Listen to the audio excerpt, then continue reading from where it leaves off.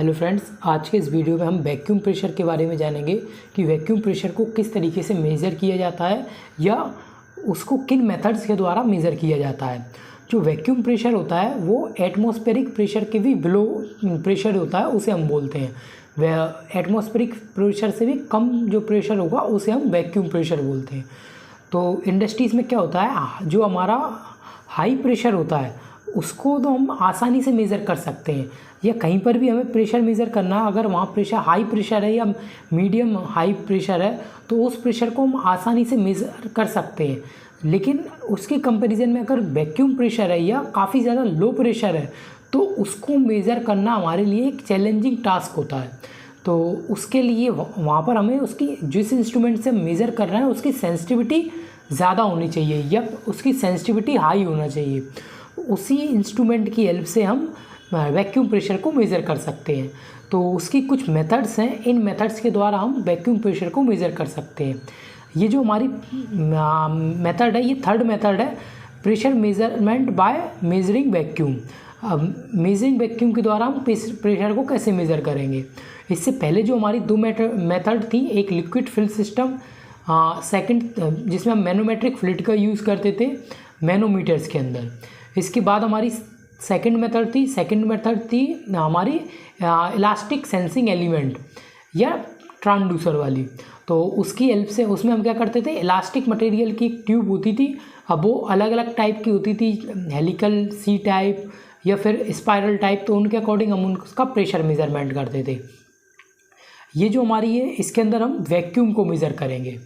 तो उन वीडियो की लिंक आपको डिस्क्रिप्शन में दी है, अगर आप चाहो तो लिंक के थ्रू जाकर प्ले लिस्ट में जाकर आप उन वीडियोस को चेकआउट कर सकते हो। अगर आप हमारे चैनल पर न्यू हैं तो चैनल को सब्सक्राइब जरूर करें। और इससे पहले हम स्टार्ट करते हैं। वैक्यूम प्रेशर वह प्रेशर होता है जो एटमॉस्फेरिक प्रेशर से भी बिलो होता है। तो ये तो उसकी वैक्यूम प्रेशर की डेफिनेशन हो गई। इससे पहले हमने वैक्यूम प्रेशर, डिफरेंशियल प्रेशर और गेज प्रेशर, एब्सोल्यूट प्रेशर, इन सब के बारे में जाना था कि ये क्या होते हैं, इनकी बेसिक डेफिनेशन क्या होती है या उनको किस तरीके से हम रिलेट करते हैं एक दूसरे से। तो उनका लिंक भी आपको डिस्क्रिप्शन में दिया है। वैक्यूम मेज़र करने की मेथड्स निम्नलिखित हैं। तो सबसे फर्स्ट मेथड है हमारी कैप्सूल गेज या कैप्सूल। जितनी भी हमारी गेज है ये एक तरीके से इंडिकेटर है। तो कैप्सूल गेज या capsule indicator, MacLeod gauge, thermal conductivity gauge. अब जो थर्मल कंडक्टिविटी गेज है उसके अंदर भी दो मेथड होती हैं। तो मतलब थर्मल कंडक्टिविटी उनका प्रिंसिपल है, इस प्रिंसिपल पर ये दो मेथड वर्क करती हैं। एक है पिरानी गेज और एक है थर्मोकपल गेज। सेकंड लास्ट है हमारी आयोनाइजेशन गेज। तो आयोनाइजेशन गेज के अंदर भी हमारे पास दो मेथड हैं, एक है हॉट कैथोड आयोनाइजेशन गेज, एक है कोल्ड कैथोड आयोनाइजेशन गेज। तो आज की वीडियो में हम कैप्सूल गेज के बारे में जानेंगे। इससे नेक्स्ट जो वीडियो होंगी उनके बाद हम एक एक करके वन बाय वन एक एक मेथड को लेंगे और उसको समझेंगे।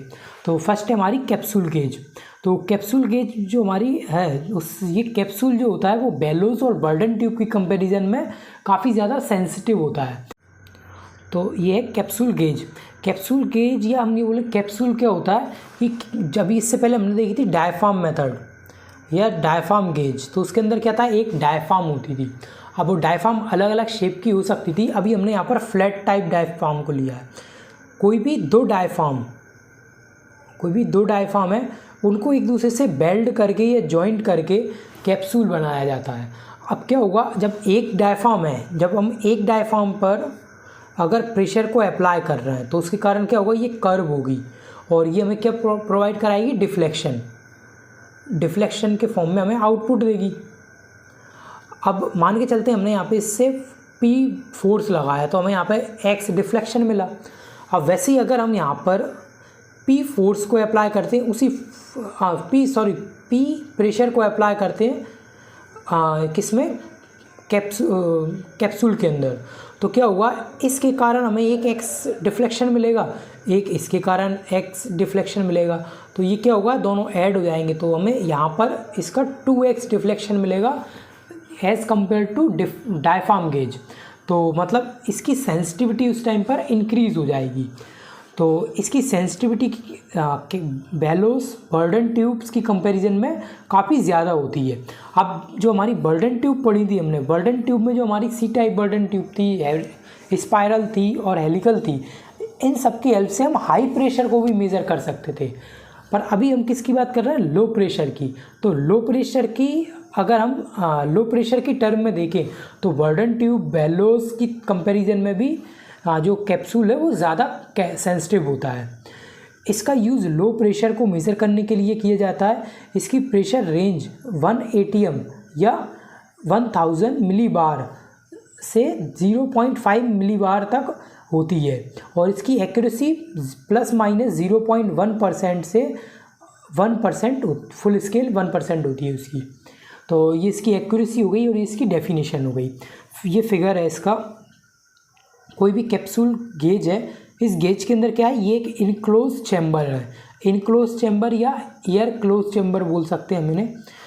इनक्लोज चैम्बर या एयर इनक्लोज चैम्बर का मतलब ये है कि इससे जब हम प्रेशर को अप्लाई करेंगे तो प्रेशर सीधा बेलो के अंदर ही आएगा, कहीं और से उसमें बाहर निकलने के लिए जगह नहीं है, या वो पूरी तरीके से हर जगह से सील्ड पैक है।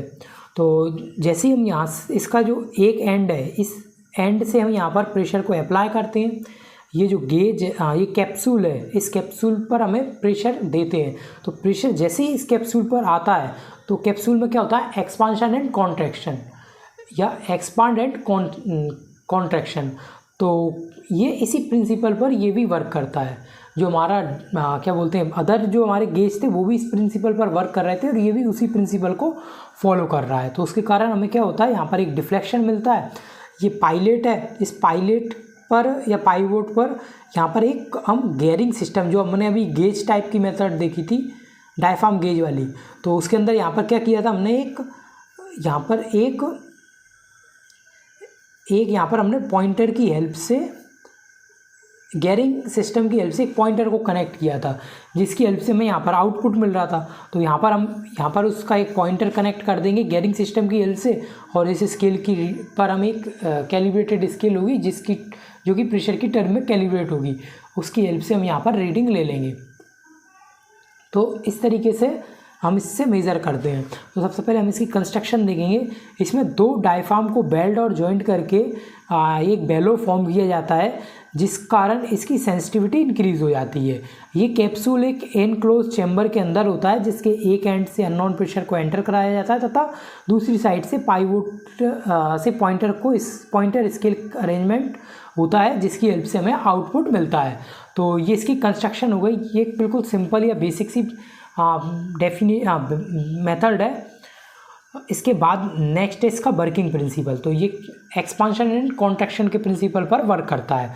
उसके अकॉर्डिंग क्या होता है? जैसे ही प्रेशर अप्लाई होता है, बेलोस कंप्रेस होती है और कंप्रेस होने के कारण इसकी जो पाइवोट है या पाइवोट है उस पर एक डिफ्लेक्शन इसे मिलता है। वो डिफ्लेक्शन को हम कनेक्टिंग लिंक की हेल्प से गेयरिंग सिस्टम के साथ पॉइंटर के साथ अरेंज कर देते हैं।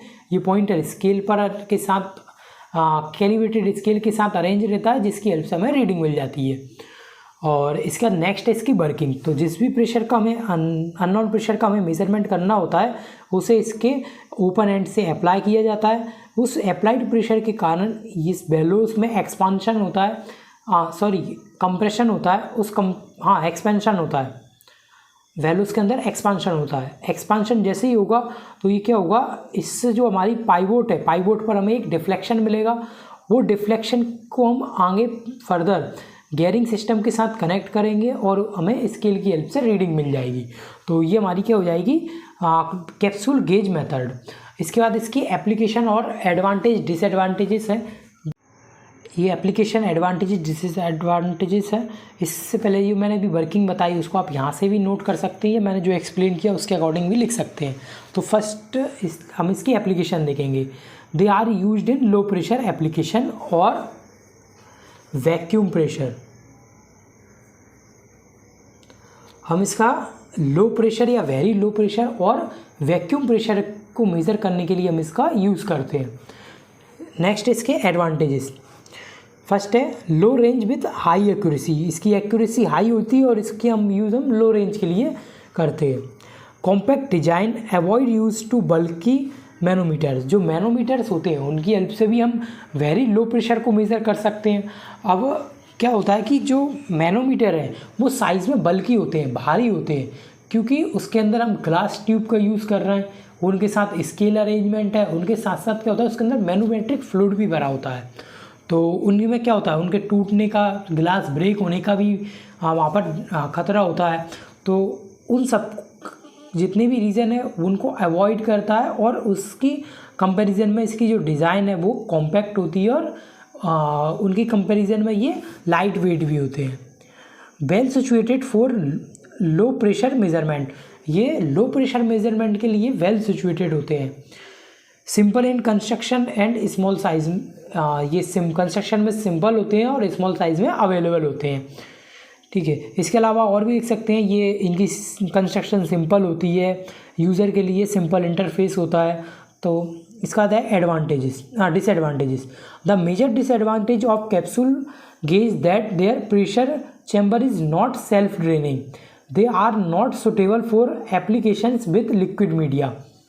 ये क्या होता है, जो वेलो है वो वेलो के अंदर जब हम किसी भी किसी भी लिक्विड को दे रहे हैं या किसी गैस को अप्लाई कर रहे हैं तो उसके अंदर सेल्फ ड्रेनिंग नहीं होता। मतलब जैसे हम प्रेशर को जो प्रेशर सोर्स को हमने कनेक्ट किया है, जैसे हम उस प्रेशर सोर्स को उस वेलो से हटाते हैं तो वो सेल्फ से वहाँ से रिलीज़ नहीं होता, ड्रेन नहीं होता या वेंट नहीं होता। तो इसलिए हम इसका सबसे बड़ा डिसएडवांटेज यही है कि ये सेल्फ ड्रेन नहीं होता। They are not suitable for application with liquid media, तो ये लिक्विड मीडिया के लिए सुटेबल नहीं है। जबकि हम अगर इसमें कोई गैस को अप्लाई करते हैं तो वो गैस खुद से वेंट हो जाती है। तो ये इसके एडवांटेजेस, डिसएडवांटेजेस और एप्लीकेशन थी। इनसे रिलेटेड कोई डाउट या क्वेरी है तो आप कमेंट सेक्शन में पूछ सकते हैं। और थैंक्स फॉर वॉचिंग।